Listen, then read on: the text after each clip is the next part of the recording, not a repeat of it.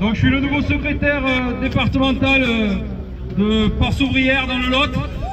Et je tenais à venir aujourd'hui vous saluer et manifester avec vous pour vous soutenir et vous féliciter pour toutes ces belles manifestations que vous avez faites en grand nombre. Parce que même si on nous dit que ça s'essouffle, c'est la totalité qu'il faut prendre en compte. Parce que, comme disait Maxime, c'était pas connu comme ça depuis bien longtemps dans le département. Donc on est là, on lâche rien.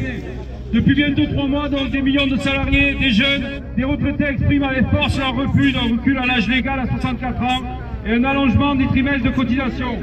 Depuis le 19 janvier, nous avons organisé 12 puissantes manifestations réunissant à chaque fois des millions de personnes à travers tout le pays pour exprimer le rejet.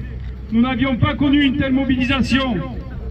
L'intersyndicale a démontré sa capacité à organiser ses grèves et ses mobilisations massives dans le calme pacifique et dans le refus de violence. Avec les différentes hésitations, justifications, changements de communication et même contre-vérités, le gouvernement n'a jamais réussi à convaincre sur le fait que cette réforme allait dans le sens de la justice et du progrès social. Le gouvernement nous a fait croire n'importe quoi. Ce rejet n'est pas le résultat d'une mauvaise compréhension de cette réforme par les Français. Au contraire, cette réforme a été bien comprise par l'ensemble du monde du travail, de la jeunesse et plus largement par l'ensemble de la population. Elle est perçue, à juste titre, comme est faux et toute l'intersyndicale ne cesse de le dire, comme brutale, injuste et injustifiée par les salariés qui ont tous bien compris qu'ils devront travailler bien plus longtemps. Injustifiée car nos régimes de retraite ne sont pas au bord de la faillite, comme certains membres du gouvernement le disent. Les dépenses ne sont pas dans une dynamique incontrôlée et les déficits sont très largement maîtrisés et maîtrisables. Brutale car ce rendez-vous d'aujourd'hui s'inscrit dans un contexte inédit, un contexte de tension, un contexte que l'on peut qualifier de chaos démocratique et social. Ce chaos est provoqué par le choix du passage en force. Le choix de raccourcir l'article 49.3 de la Constitution pour faire adopter cette réforme.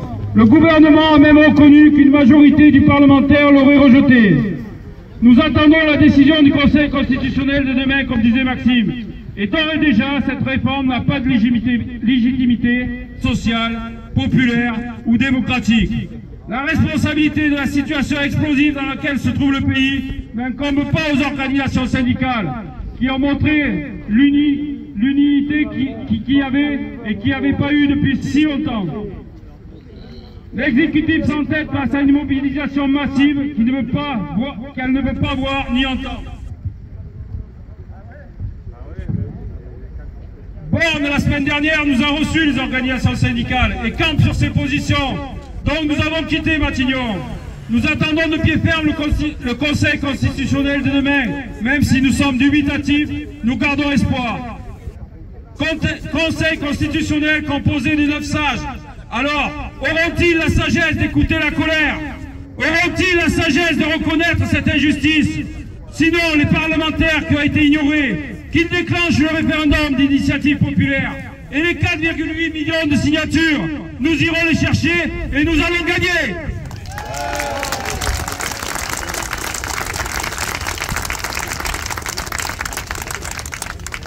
Je tenais à remercier également tous les copains d'Inedis qui tiennent des piquets de grève depuis 4 semaines dans différents sites du département. Merci aux copains de la SNCF qui sont aussi mobilisés. Merci aux fonctionnaires.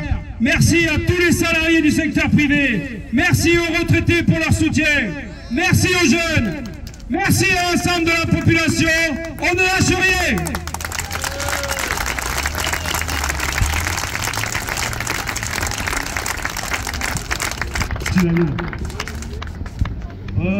Symboliquement, on va brûler les 64 ans.